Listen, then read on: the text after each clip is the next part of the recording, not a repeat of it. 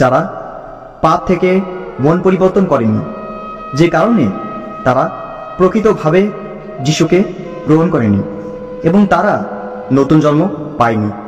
তাদের জন্ম ঈশ্বর থেকে হয়নি, যে কারণে তাদের জীবনে খ্রিস্টের আলো জ্বলে না। তাদের সম্পর্কে যিশু বলেছেন যোহন 3:20, যে কেউ অন্যায় কাজ করতে থাকে সে আলো ঘৃণা করে, তার অন্যায় কাজগুলো প্রকাশ হয়ে পড়বে বলে সে আলোর কাছে আসে না। বন্ধু, আর বাতির তেলের অর্থ হলো পবিত্র আত্মা গ্রহণ করা। সেই 5 জন বুদ্ধিমান মেয়েরা হলো সেই প্রকৃত খ্রিস্টান যারা পবিত্র আত্মাকে গ্রহণ করেছে, যে কারণে তারা পবিত্র আত্মার অধীনে চলাফেরা করে, আর তাই পবিত্র আত্মার ফলগুলো তাদের মধ্যে দেখা যায়। তারা ঈশ্বরের বাক্যের দিকে মনোযোগ দেয় এবং অবিরত প্রার্থনায় ব্যস্ত থাকে।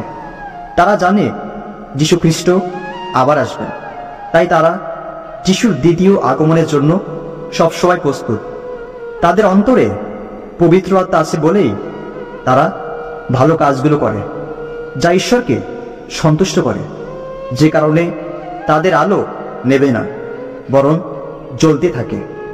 আর সেই 5 জন বুদ্ধিহীন মেয়েরা হলো সেই নামমাত্র খ্রিস্টান যারা পবিত্র আত্মাকে গ্রহণ করেনি, যে কারণে তারা পবিত্র আত্মার অধীনে চলাফেরা করে না। পবিত্র আত্মার ফলগুলো তাদের মধ্যে দেখা যায় না। তারা ঈশ্বরের বাক্যে মনোযোগ দেয় না, প্রার্থনায় ব্যস্ত থাকে না। তারা জানে যীশু খ্রিস্ট আবার আসবেন, কিন্তু তারা প্রস্তুত নয় যিশুর দ্বিতীয় আগমনের জন্য।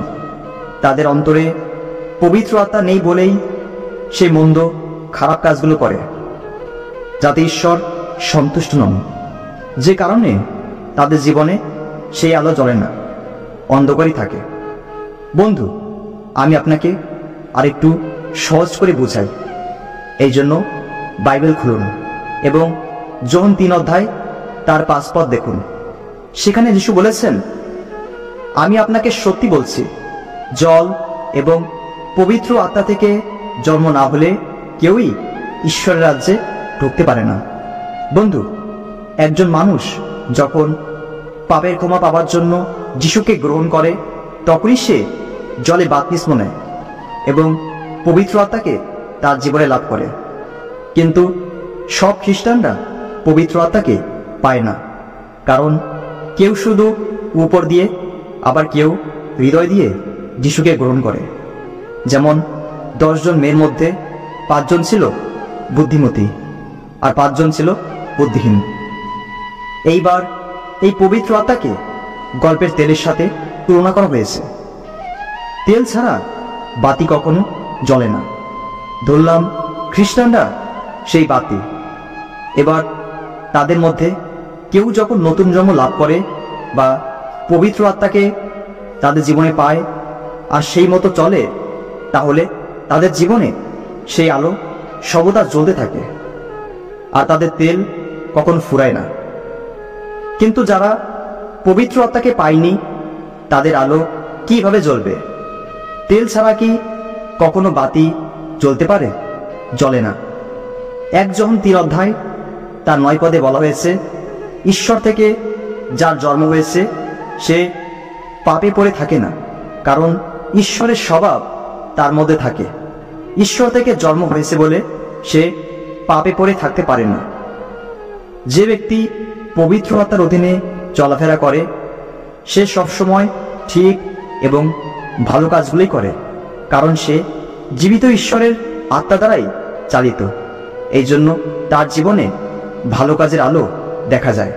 কিন্তু যে ব্যক্তি পবিত্র আত্মার অধীনে চলে না, সে সবসময় ভুল এবং মন্দ কাজগুলো করে, কারণ সে শয়তানের আত্মা দ্বারা চালিত। এই জন্য তার জীবনে ভালো কাজের আলো দেখা যায় না। বন্ধু, আশা করি এটুকু ভালোভাবে বুঝেছেন। এরপরে মথি 25 তার 5 দেখতে পাই, বর আসতে দেরি হওয়াতে 10 জন মেয়েরাই ঘুমিয়ে পড়ে। বন্ধু, ভালোভাবে বোঝার জন্য মথি 24:42 থেকে তার 44 দেখুন। এখানে বলা হয়েছে, তাই বলি তোমরা সতর্ক থাকো, কারণ তোমাদের প্রভু কোন দিন আসবেন তা তোমরা জানো না। তবে তোমরা এই কথা জেনো, ঘরের কর্তা যদি জানতেন কোন সময় চোর আসবে, তাহলে তিনি জেগে থাকতেন। নিজের ঘরে তিনি চোরকে ঢুকতে দিতেন না। সেই জন্য তোমরাও প্রস্তুত থাকো, কারণ যে সময়ের কথা তোমরা চিন্তাও করবে না, সে সময়ে মনুষ্যপুত্র আসবেন। বন্ধু, এখানে যিশু বলেছেন আমাদের সতর্ক থাকতে, কিন্তু কেন? কারণ যীশুখ্রিস্টের দ্বিতীয় আগমন কখন হবে তা কেউ জানে না। এখানে যিশু সুন্দর একটি দৃষ্টান্ত দিয়েছেন যে কারো ঘরে যদি চোর আসবে, এ কথা যদি সেই ঘরের কর্তা জানতেন, তাহলে সে জেগে থাকতেন এবং কখনো সেই চোরকে ঢুকতে দিতেন না। একইভাবে যিশু আমাদের সবসময় প্রস্তুত থাকতে বলেছেন, কারণ যে সময়ের কথা আমরা চিন্তাও করব না, সে সময়ে যিশুর দ্বিতীয় আগমন হবে। বন্ধু, 10 জন মেয়ের গল্পে আমরা দেখতে পাই বর আসতে দেরি হওয়াতে তারা ঘুমিয়ে পড়ে। তার মানে 10 জন মেয়ে কি অপ্রস্তুত ছিল বরের জন্য? তা নয়, তারা ঘুমিয়েছিল বটে, কিন্তু এই ঘুমের অর্থ কি? যিশুর দ্বিতীয় আগমনের আগে সমস্ত খ্রিস্টীয় বিশ্বাসীদের উপর অনেক চাপ, অত্যাচার এবং দুঃখ কষ্ট আসবে। মতি 24 অধ্যায় তার 13 পদে যিশু বলেছেন, কিন্তু যে শেষ পর্যন্ত স্থির থাকবে সে উদ্ধার পাবে। এর অর্থ হলো এত কিছু হওয়ার সত্ত্বেও যে ব্যক্তি স্থির থাকবে, অর্থাৎ যে যিশুর দ্বিতীয় আগমনের জন্য প্রস্তুত থাকবে, সেই স্বর্গে যেতে পারবে। বন্ধু, আমরা মতি 25 অধ্যায় 6 থেকে 9 পদে দেখতে পাই, সেই 10 জন মেয়ে ঘুমন্ত অবস্থায় মাঝরাতে চিৎকারের শব্দ শুনল যে বর আসছে। তখন বুদ্ধিমতী মেয়েরা তাদের বাতি নিল এবং বুদ্ধিহীনরা বুদ্ধিমতীদের বলল, তোমাদের তেল থেকে কিছু তেল দাও, কারণ আমাদের বাতি নিভে যাচ্ছে। কিন্তু বুদ্ধিমতীরা বলল, তেল যা আছে তা আমাদের ও তোমাদের কুলাবে না, তোমরা বরং দোকানদারের কাছ থেকে কিনে আনো। বন্ধু, এখানে আমরা দেখতে পাই যে 10 জন মেয়েই বরকে আনতে গিয়েছিল, যারা পরে ঘুমিয়ে পড়ে। কিন্তু এই 10 জনই অপ্রস্তুত ছিল না। তাদের মধ্যে 5 জন বুদ্ধিমতী মেয়েরা প্রস্তুত ছিল, অর্থাৎ তারা হলো প্রকৃত খ্রিস্ট বিশ্বাসী, যাদের জীবনে এত বাধা, অত্যাচার, কষ্ট আসা সত্ত্বেও তারা অপ্রস্তুত নয়। তারা সব সময়, সব অবস্থায় যিশুর দ্বিতীয় আগমনের জন্য প্রস্তুত। কিন্তু সেই 5 বুদ্ধিহীন মেয়েরা অপ্রস্তুত ছিল, অর্থাৎ তারা হলো নামমাত্র খ্রিস্টান, যাদের জীবনে বাধা, অত্যাচার, কষ্ট আসলেও তারা প্রস্তুত নয়। যিশুর দ্বিতীয় আগমনের জন্য তারা সম্পূর্ণ অপ্রস্তুত। বন্ধু, ওই বুদ্ধিহীন মেয়েদের বাতি নিভে যাচ্ছিল, যে কারণে তারা বুদ্ধিমতীর কাছে তেল ধার চাচ্ছিল। তাদের বাতি নিভে যাওয়ার কারণ কি?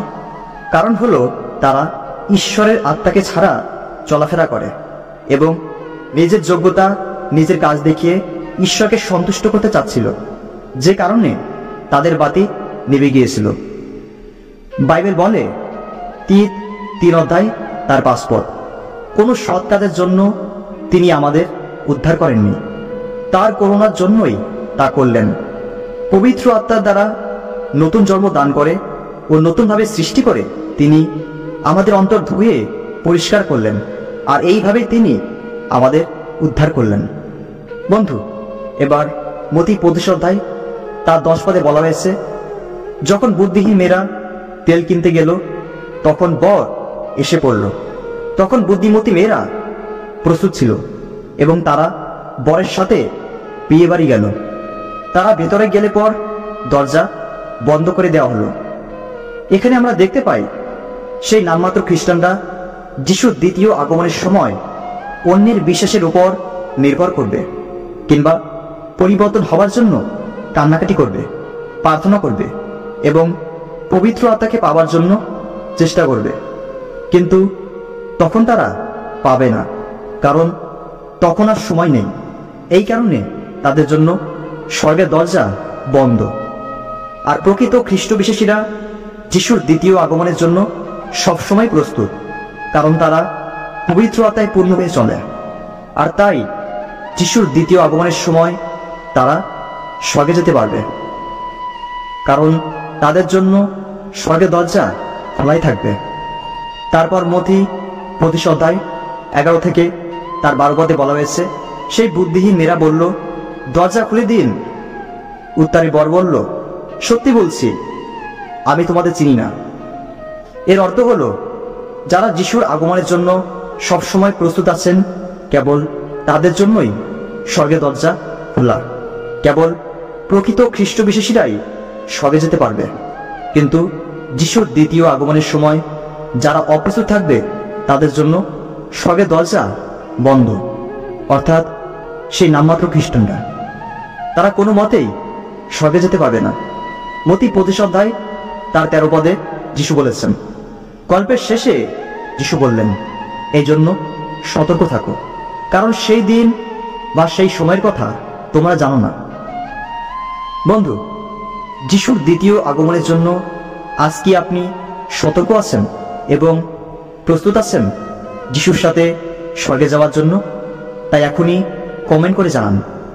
বন্ধু, আশা করি এই গল্পের অর্থ আপনি বুঝেছেন। যদি আপনি বুঝেছেন, তাহলে সেই সত্য জেনেছেন যা আপনাকে মুক্ত করবে। ঈশ্বর আপনাকে আশীর্বাদ করুন। জয় যিশু।